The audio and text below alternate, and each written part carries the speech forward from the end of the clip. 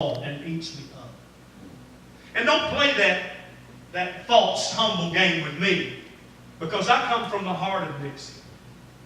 I come from lick your wound, small mentality thinking, Massillon, Alabama, that I love very much. And there's some successful people that came from there, but they had to break the suck cycle. The suck cycle, yeah, that's what I'm saying. The suck cycle that stops success. And why? Because they don't choose to believe for God's best.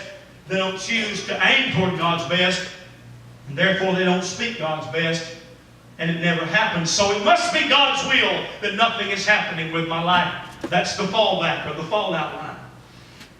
The problem with that is that's not true at all. It's just accepted. It's just what's been accepted. You can't afford to accept what God doesn't want you to accept. That's right. You think everybody wants to hear this, but they don't. Some people just give me the hope that God's in control. And He is. Yes. But not completely. Because there are some areas where you must give Him control. All right. Or He won't be in control. But many, I'm telling you, many in this city, I hear about what they say. I hear what they say. And some that I even pastor that I don't really know where they stand spiritually, because they love this until they're challenged. They love this until they realize I want everything that God wants me to have, but I'm going to have to make this step, and that's going to separate me. I'm going to have to change this way of thinking. I'm going to have to move it in you in a different direction. And then they swing back toward the crowd. And that's sad. I'm telling you, I know from the experience of my life that you can go the way that many people go and miss out on everything God wants you to have. If that's what you want. And it will cost you some things.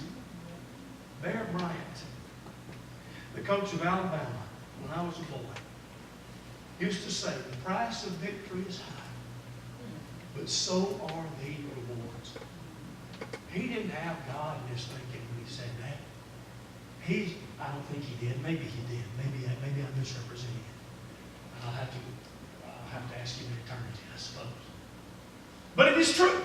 It is true that the price of victory is high. So are the rewards. If you are going to be victorious in life, you must be a life speaker, but you're not going to be a life speaker until you're a life thinker, a life breather, a life pursuer.